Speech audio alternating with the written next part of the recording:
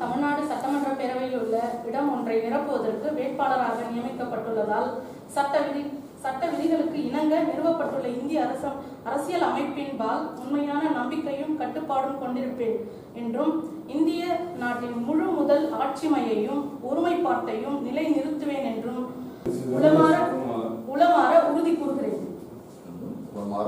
உறுதி. நன்றி. சரி.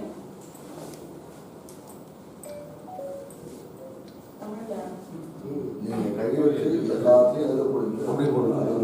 கையெழுத்து போடுங்க.